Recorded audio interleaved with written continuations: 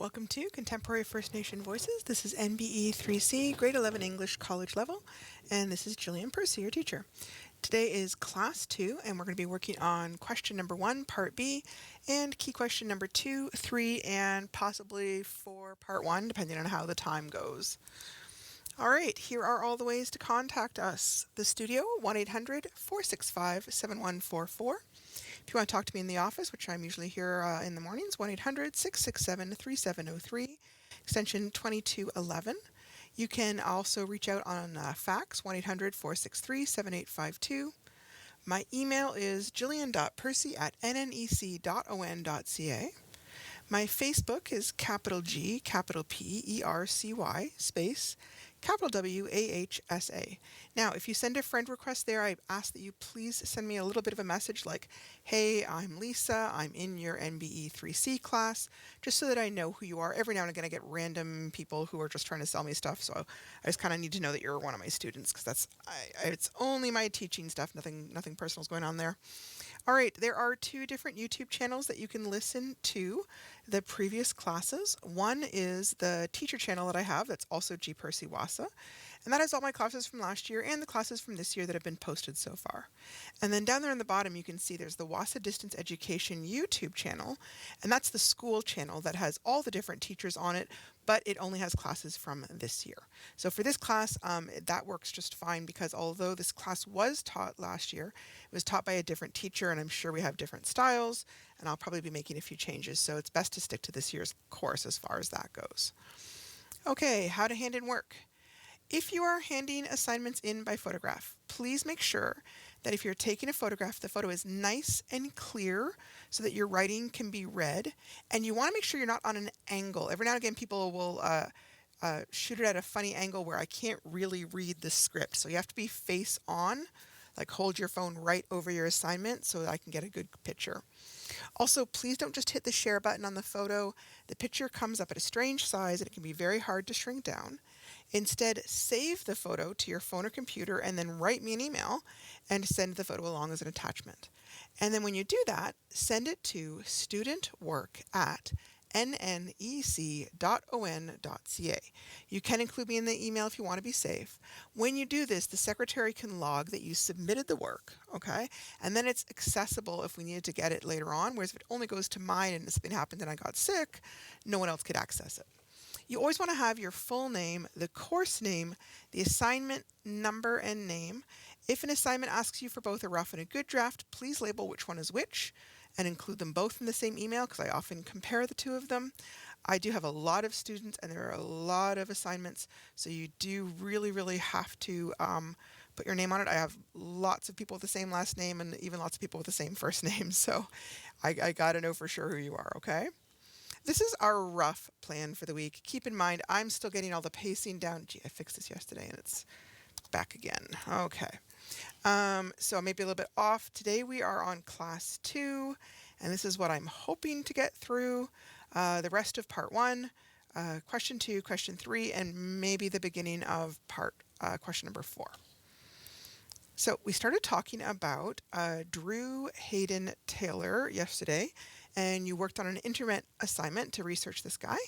And today we're going to read a short memoir essay that he wrote and then answer the questions that follow it.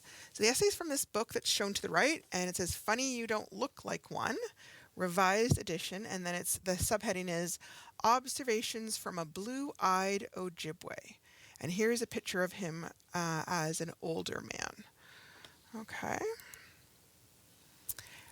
Pretty Like a White Boy, The Adventures of a Blue-Eyed Ojibwe by Drew Hayden Taylor. So this is, now I'm reading his stuff. Okay, this is not me, this is his. In this big, huge world with all its billions and billions of people, it's safe to say that everyone will eventually come across personalities and individuals that will touch them in some peculiar yet poignant way. Individuals that in some way represent and help define who you are. I'm no different. Mine was Kermit the Frog. Not just because natives have a long tradition of savoring frog legs, but because of his music. If you may all remember, Kermit is quite famous for his rendition of It's Not Easy Being Green.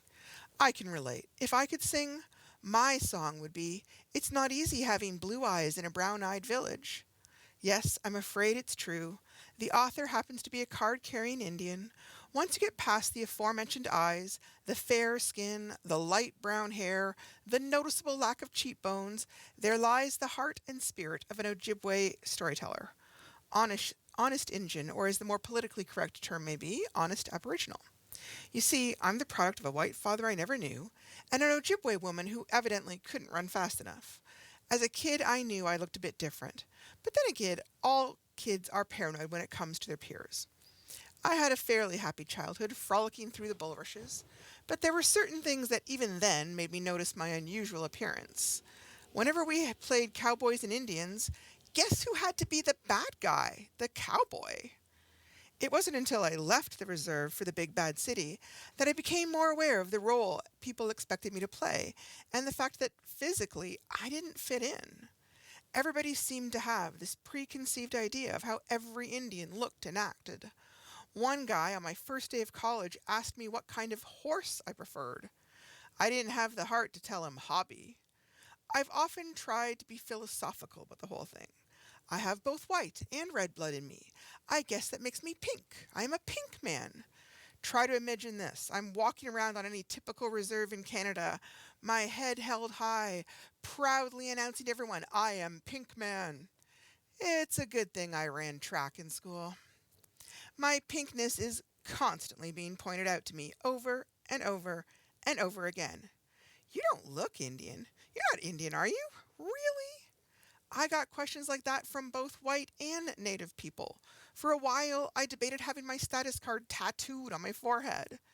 And like most insecure people, and especially a certain blue-eyed native writer, I went through a particularly severe identity crisis at one point. In fact, I admit it. One depressing spring evening, I dyed my hair black. Pitch black. The reason for such a dramatic act, you may ask? Show business. You see, for the last 8 years or so, I've worked in various capacities in the performing arts, and as a result, I'd always get calls to be an extra or even try out for an important role in some native-oriented movie. This anonymous voice would phone, having been given my number, and ask if I would be interested in trying out for a movie. Being a naturally ambitious, curious, and greedy young man, I would always readily agree, stardom flashing in my eyes and hunger pangs for my wallet. A few days later, I would show up for the audition, and there was always this experience. What kind of experience, you may ask? Well, picture this. The picture calls for the casting of 17th century Mohawk warriors living in a traditional longhouse. The casting director calls the name Drew Hayden Taylor, and I enter. The casting director, the producer, and the film's director look up from the table and see my face. Blue eyes, flashing anticipation. I once was described as a slightly chubby beach boy, but even beach boys have tans. Anyway, there would be a quick flush of confusion, a recheck of the papers, and then a hesitant, "Mr. Taylor?" Then they would ask if I was at the right audition. It was always the same. By the way, I never got any of the parts I tried for, except for a few anonymous crowd shots. Politics tells me it's because of the way I look. Reality tells me it's probably because I can't act. I'm not sure which one is better. It's not just film people either. Recently I've become quite involved in theater, native theater to be exact, and one cold October day I was happily attending the Toronto leg of a province-wide tour of my first play, Toronto at Dreamers Rock. The place was sold out, the audience was very receptive, and the performance was wonderful. Ironically, one of the actors was also half white.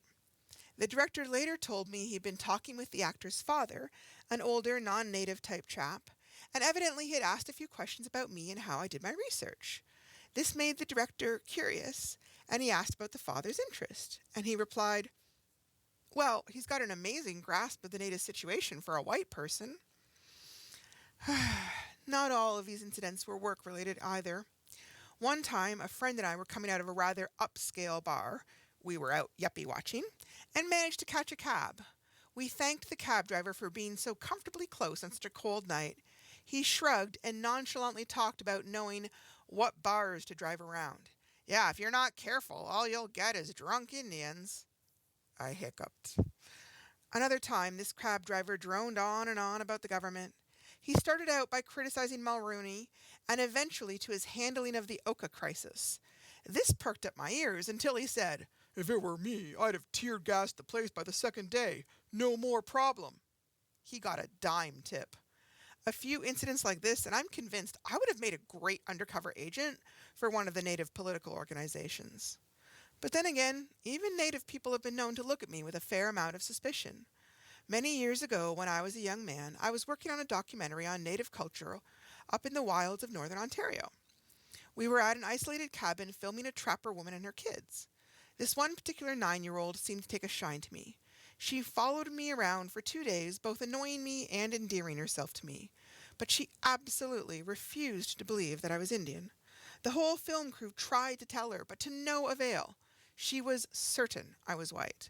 Then one day, as I was loading up the car with film equipment, she asked me if I wanted some tea.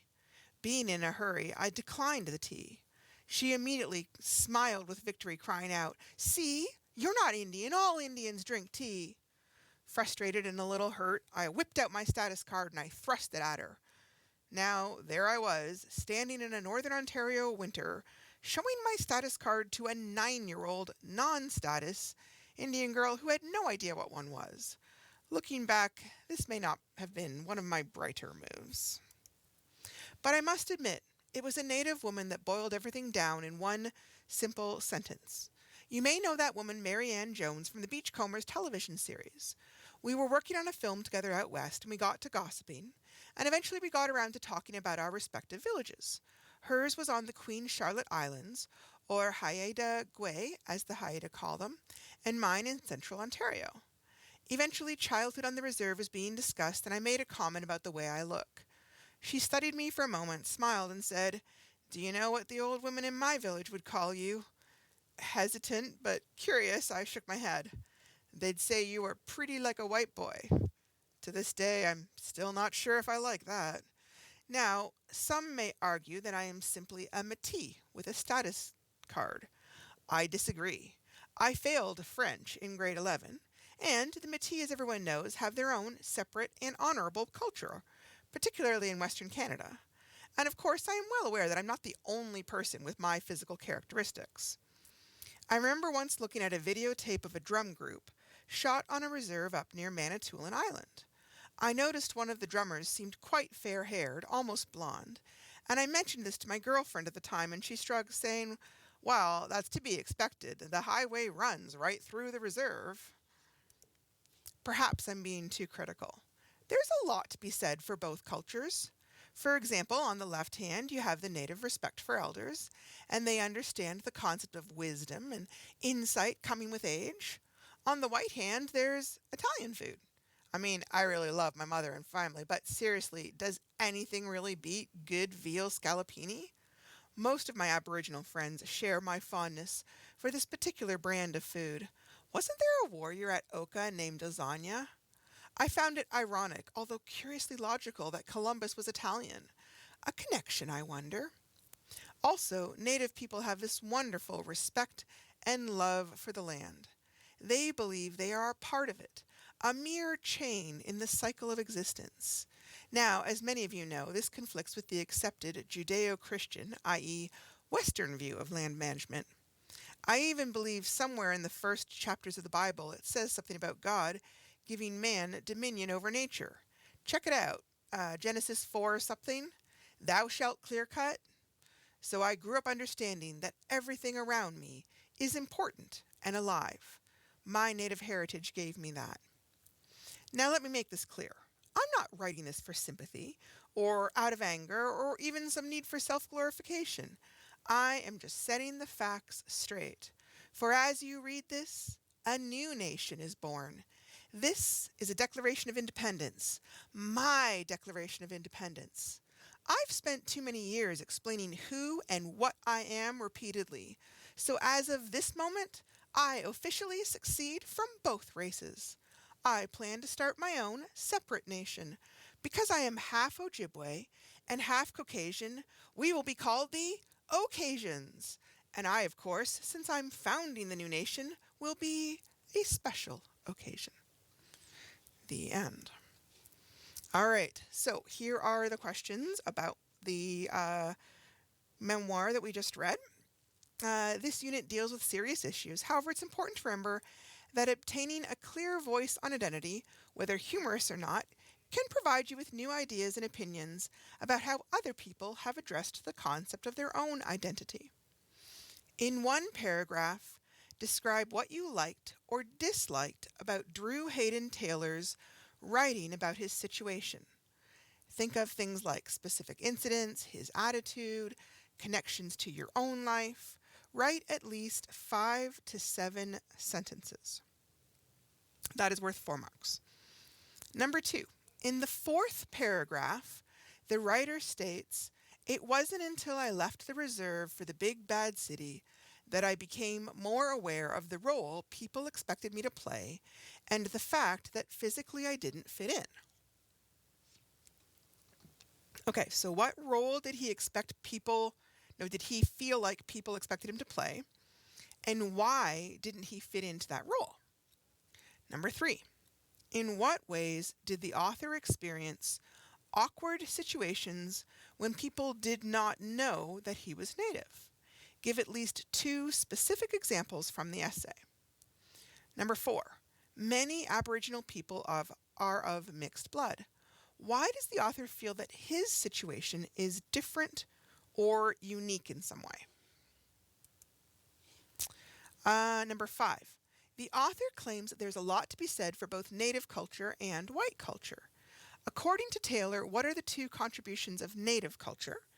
And what does he claim are the 2 most significant contributions from the white culture?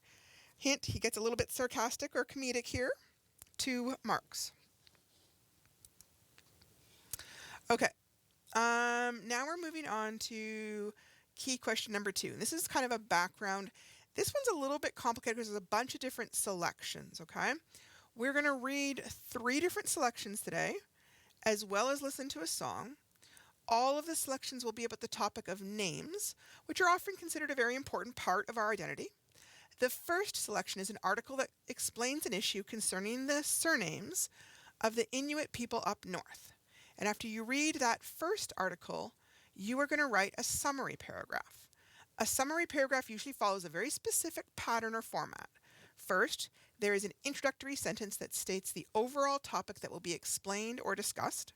Number 2, generally 5 to 7 sentences that explain the main ideas of the text that you read, and those are called the body sentences. And then third, there's going to be a closing sentence that restates the overall point of the article. Okay? Now, sometimes this is called a hamburger paragraph because the opening sentence up top and the closing sentence on the bottom are kind of like the hamburger buns, right? They're very similar. They kind of echo each other. But the biggest part of the paragraph is the middle part with all the meat and the tomatoes and the cheese and all the juicy good bits. Those are all the body sentences, okay? So the main part of your paragraph is all this middle part. Here is an example of a summary paragraph. By the way, this is a completely fabricated paragraph. No such city exists. I just wrote this to kind of give us an example. So the very first sentence is your opening sentence. Sometimes they'll call it a topic sentence. It's the same idea. The history of the town of Bethsema goes back to 1785, when it was founded by railroad workers who were working in the area for several months.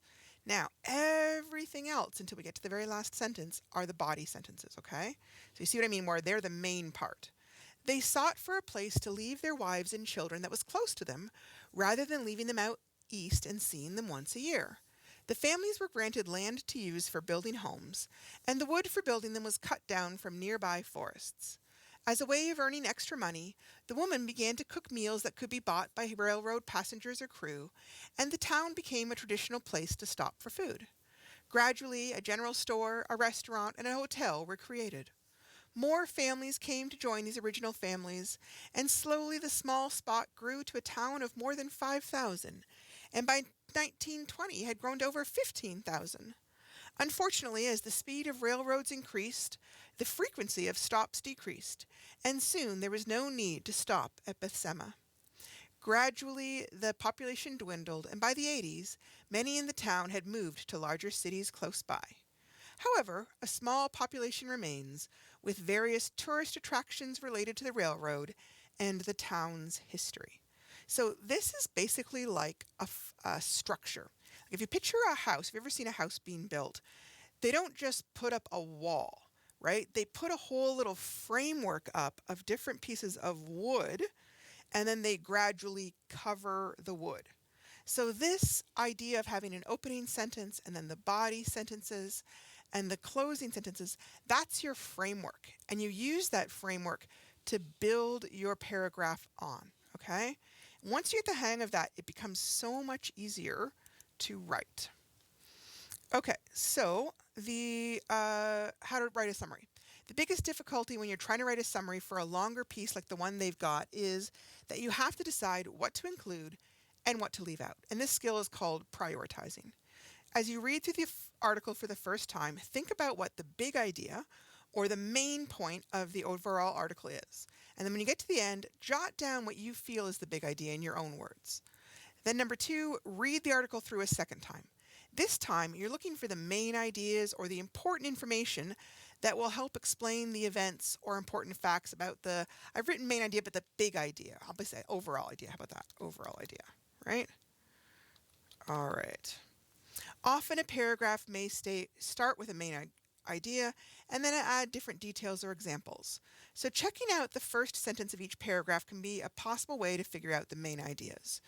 Jotting down your ideas as you go in your own words on a separate piece of paper can also be helpful. Number 3, when you're done your second reading, look over the notes you've made. Do you have enough information to explain the main facts about the article? Is there any important information that is missing or needs clarifying? When you are satisfied you have all the main ideas, you're ready to create your paragraph. So at that point, you need to be sure that you are putting it all in your own words. Sometimes students can have a very hard time trying to think of how to rephrase a sentence they've just read. And that's one reason why I'm suggesting making notes as you go along. It often feels a bit more casual, and it can be easier to write down in your own words when it's not the sole focus of what you're doing. However, some students find even that hard. So let's say you're looking at a long paragraph. You don't have to rewrite every single sentence into a new one. That would take way too long and kind of is not a summary, right? You're trying to find the big idea and any important details and create one good sentence about it. Remember, the whole point of a summary is that it should be significantly shorter than the original piece. Summarizing the essay by creating a sentence for each major paragraph can be one way to handle it. Not every paragraph is important and needs summarizing, though. So here is an example. Okay, this one is a little paragraph about treaties. Treaties differ based upon the time frame in which they were created and the reasons for their completion. Generally, these agreements allowed for the use of Indigenous lands by non-Indigenous peoples in exchange for annual payments, guaranteed rights, and other benefits. Examples of treaties that cover large areas of land in Canada include the Peace and Friendship Treaties in the Maritime Provinces in the Gaspé region. The purpose of these treaties was to bring peace and trade relations. The federal government signed numbered treaties in the Prairies, Northwestern Ontario, the Northwest Territories, and portions of the Yukon and British Columbia. The government wanted the numbered treaties to allow settlement in the West and to gain Indigenous lands. First Nations who signed the numbered treaties were made promises, both orally and in writing, that were meant to protect their inherent rights and support them in the changing economy. So I don't want to include every single part of that. I need to summarize it in maybe a sentence or two. So the big idea, well, we're talking about treaties, and the idea is basically the treaties were different based on their purpose, right? So some treaties were about bringing peace and making good trade, and other treaties were about gaining land and getting rights back in return. So I need to kind of put that together into a sentence or two. Canadian treaties are different due to two main reasons: when they were created and why they were created. Some treaties were created for peace and trade, but others were made to gain land and allow Europeans to settle there instead in exchange for, what did they promise here? For promises of payments, rights, and other benefits. Now, this is a little bit too close to what I've got here. Like the rest of it isn't word for word, but that part is. So I need to think of a way to write that so it's not word for word. And to settle there instead in exchange for promises they made to the First Nations. So now I haven't gone into details about what they've promised, but I also haven't copied, so that's kind of a better idea as far as that goes, okay? Now, the other big thing is when you're summarizing an article, you cannot have any outside information in the summary. So that means even if it's on the exact same topic, you can't suddenly start talking about a completely different article or your personal experience with the topic or your opinion of the topic. And sometimes this really upsets people, especially if they have strong opinions on the topic, because they feel like, well, why can't I tell you what you think? Well, and it's fine if you want to like add a little note to me afterwards, right? Like, oh, this really makes me angry or upsets me or whatever. That's fine. But in the actual assignment, you can't, because the purpose of writing a summary is to shorten or explain the main ideas of a longer article. But if you add in your opinion or your personal experiences, that isn't part of the original article. And it can be difficult for the reader to understand what the article actually said and what part is just you. So please, when you're doing this summary, you have to keep to the original text only, even if you have really strong opinions about the story or the article that you are summarizing. It is, however, fine to kind of message me a little email or a Facebook post saying, oh, I'm frustrated by this. That's fine. Okay, so number 1, read the article from the website listed below and write a short 1-paragraph summary of the information you find here. Remember to put the information in your own words. That means you will need to prioritize some items by deciding which parts are the most important to explain the big idea of the article and which parts are smaller details that can be safely left out. Go to the Canadian Encyclopedia website and look up the article called Project Surname, or you can follow the link below. Let me see if it works. I think it will. Okay, so this is the Canadian Encyclopedia. We actually use this a fair bit because it's got some solid articles here. And there's the search thing. If you hadn't followed the link, you would just write Project Surname. So this was published in 2016, edited again in 2023, and the article is by Michelle Felice. I'm not going to read the whole thing, but I'm just going to kind of start it just a little bit to kind of get you an idea. In 1970, the federal government undertook a program known as Project Surname to assign last names to Inuit in northern Canada. These surnames were to replace the personal disc numbers, see Inuit disc numbers, that Inuit had been given by the Canadian government in the 1940s. So I want to point out that little thing where it says brackets see Inuit disc numbers, that means there's another article in this website that talks about that as well. So if you wanted to know more, you would just click that link and it would take you over there and then you'd come back. Some Inuit and non-Inuit viewed Project Surname as a more effective and politically correct system of identification. Others saw it as another instrument of paternalism. So what's paternalism, right? Paternalism is idea of being fatherly, but not in a good way. So taking care of people who are your equals is a form of paternalism because you're treating them as if they were children and they're not children, right? So here's, by the way, a picture of a young boy in 1950. And he's got a little disc number being attached to his parka. All right. Traditional Inuit names. Before the arrival of the Europeans, Inuit had a complex naming tradition. Inuit names reflected what was important in their culture. This included the environment, animals, family, and spirits. They believed that names carried life and personality. Consequently, the process of naming a child was about discovering who the child was, who they represented from the past, and who they will become. Elders and family members often offered naming advice to the mothers of newborns. Sometimes expectant mothers would claim to receive a name for their child from a dream or a vision. In other cases, the simple gestures a newborn made could trigger memories of a deceased family member, and this person would become the infant's namesake. As a result, children sometimes received multiple names upon birth in order to decide which ones suited their personality.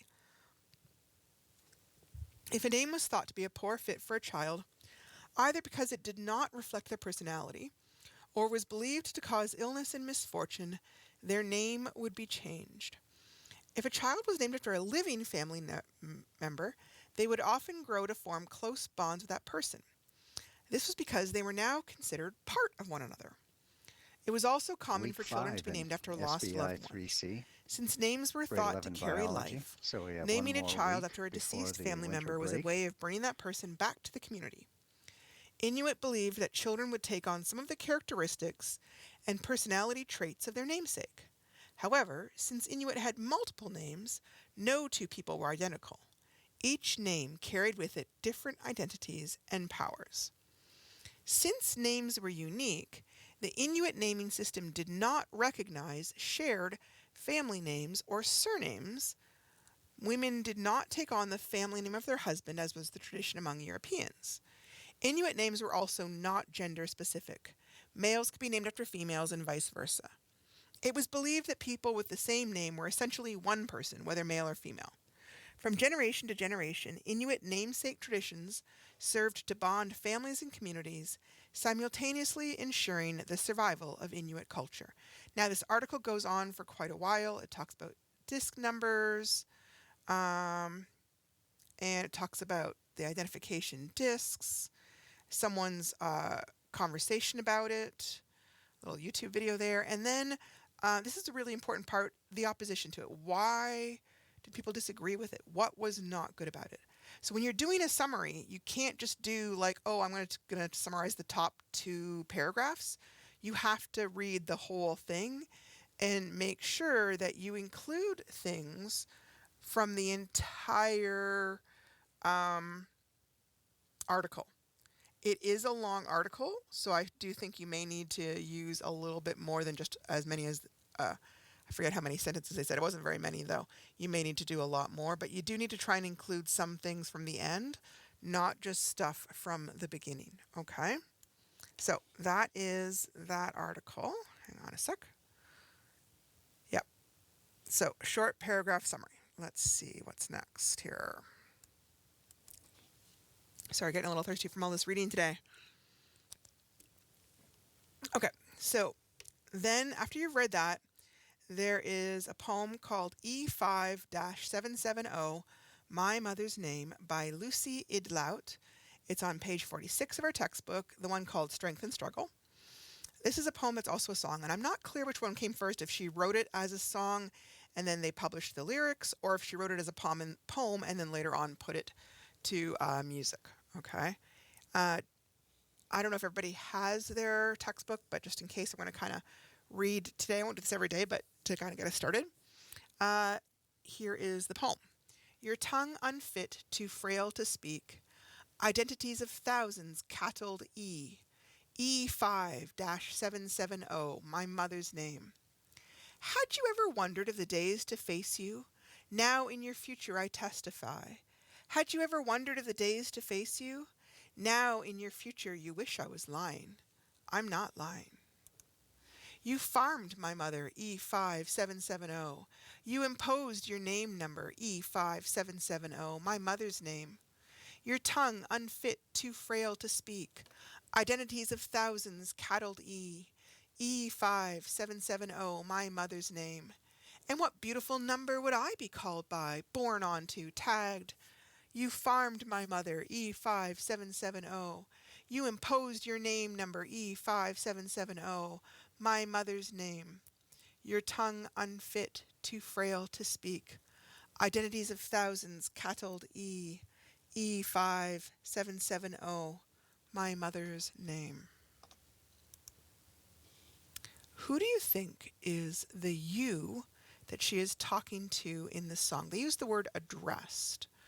Address is one of those words that has a few meanings. We often think of it like in terms of stating where we live, like my address is 254 Back Road. However, it can also mean who is it being spoken to. And in this question, or sorry, the poem, I guess, actually, in the question, the poem, she's repeatedly talking to someone. You, this, you, that. Who is this you? Who is she addressing or calling, right? Remember that you can be singular, one person, or plural, many people. What words or phrases in the poem support your idea about who is being spoken to? Number 3, what do you think she means by your tongue unfit, too frail to speak? Remember, poems are not usually entirely literal. So it's not necessarily mean that the person or persons are completely incapable of speaking. So what does she mean? Why is she saying that their tongue is unfit? What does she mean by that? Oh, hang on a sec. My apologies. How does the writer feel about her mother being named this way, using these numbers? Which words and phrases from the song suggest that this is what the writer feels? Does the writer come out and say what she's feeling directly? If not, what kind of words is she using in the song that might suggest how she's feeling? Be very specific. So, for example, I think she feels, tell me a feeling, because she says, give me a part of the poem, and which sounds like or which means that, explain why you think that shows this sort of emotion. Okay? Now, this is actually also a song. So I want you to listen to the song and think about what the music and her voice add to the lyrics.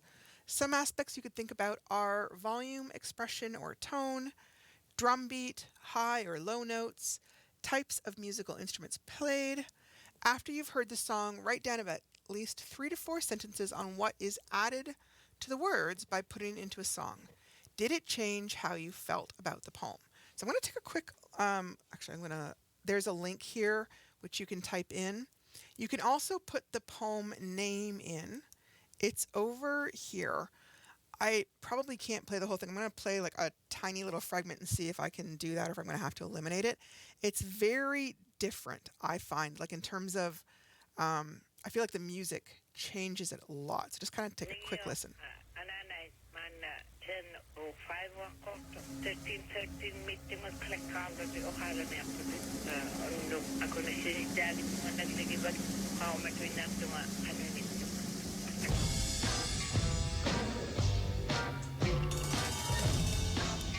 Okay, so I'm going to pause that. If you get a chance, please go back and listen to it. I can only get away with a little tiny bit, I think. I'm not even 100% sure YouTube will let me do that. Okay. So then we're going to read another poem that is also about naming. It's on page 48 in the textbook, Strength and Struggle. And again, I know if some people are just starting this, they may not have gotten the textbooks from us yet. Sometimes it takes a little while. So I've included the poem here. So the title of the poem, 3740-166-701, is the number on the poet's treaty card. As you read the poem, think about why the poet may have chosen this as his title. Tell me, where is it written in this oral tradition that what I create is subject to such dictations, lorded over by some sort of ethno-eccentrics, that says because you are brown you must paint nothing but eagles, and sing nothing but powwow, and write nothing but how good it is to be native, and how badly we were treated by the government and churches, and how tasty bannock is, which isn't even native, and even why I have to proclaim my genetic life story. Why does this scene want my treaty card to precede me? Why am I evil if I say I don't want to? Why can't I be me, who just happens to be Cree? Why can't my style stand apart from all this souvenir stand art? I do not hate what I am. I just don't live by sweet grass plans. I am not brown and acting black. I don't watch tribal trails or scream at you to give our land back. I am what I am, first and above all, in this life of mine. Being brown is an afterthought. Okay, so what words and phrases does the poet associate with stereotypes of First Nations people? So stereotypes are an image or a concept that is widely held, often based on an overly generalized, simplified, or even false ideas about culture, heritage, race, appearances, occupation, or other attributes. For example, sometimes people might say, all jocks are dumb. That's a stereotype based on the idea that people are either smart or they're athletic, but nobody can be both. Right? So what stereotypes is he talking about specifically in his poem? Number 7, whom do you think he is referring to when he says ethno-eccentrics? Support your answer with evidence from the poem. Now, this is kind of a made-up word. Poets do that sometimes, right?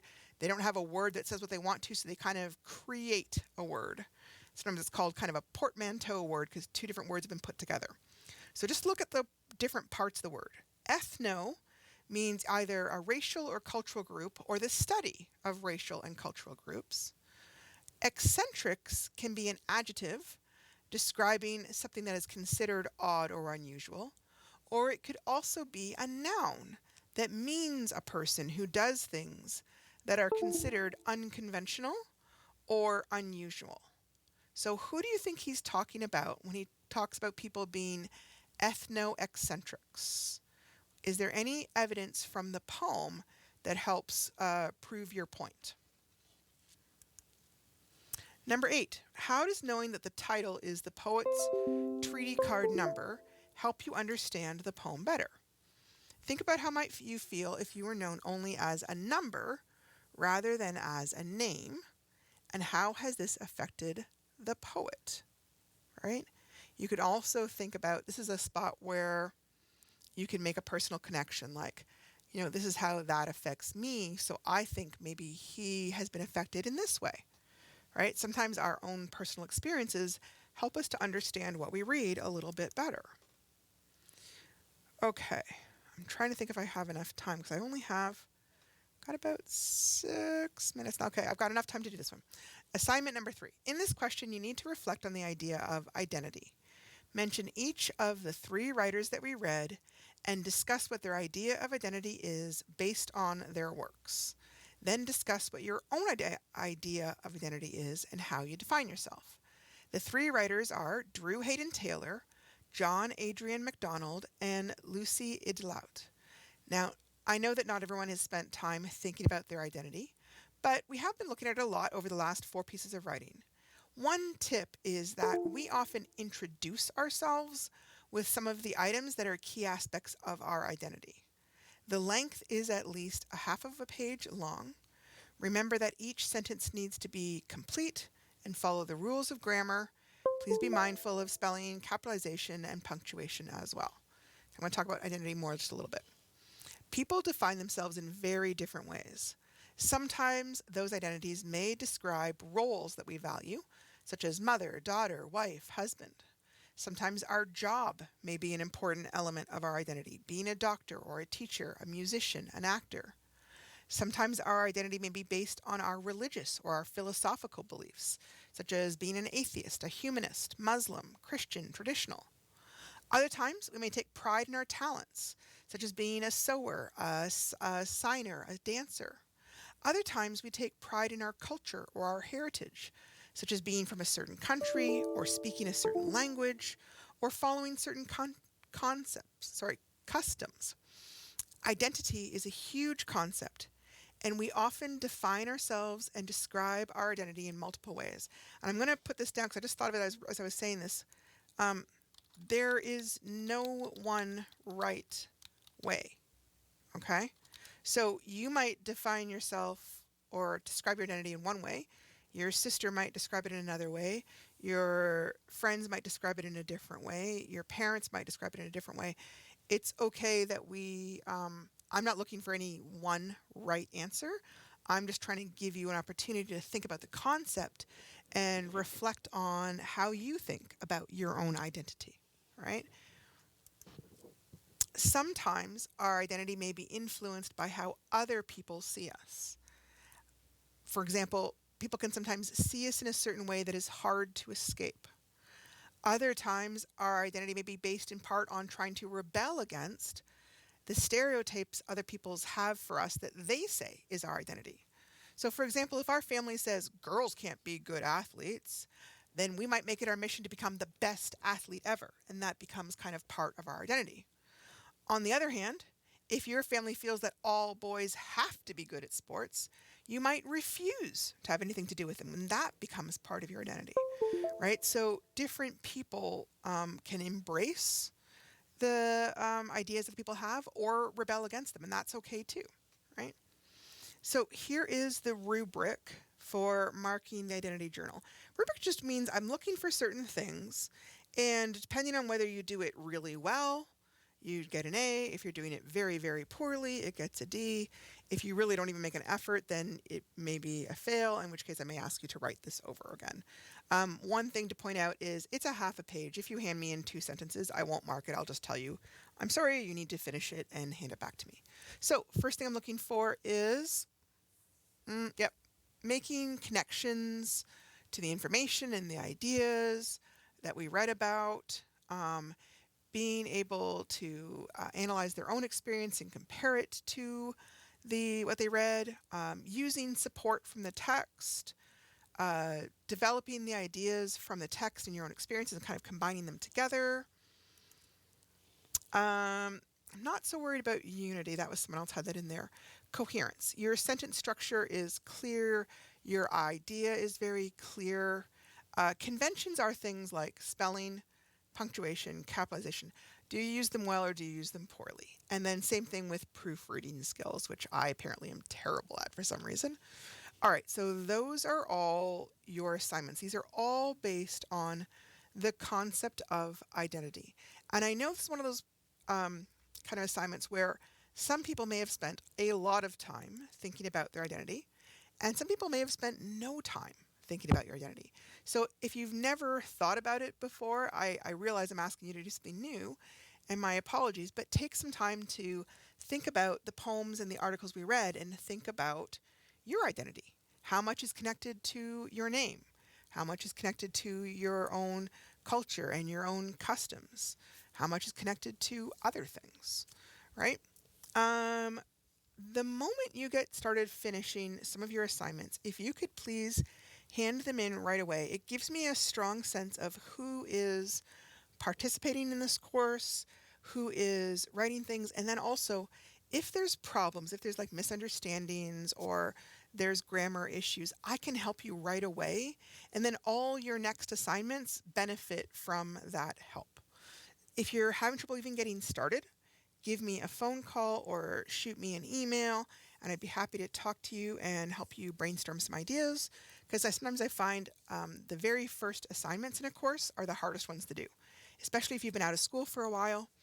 Once you get the hang of it, I find it gets easier though, okay?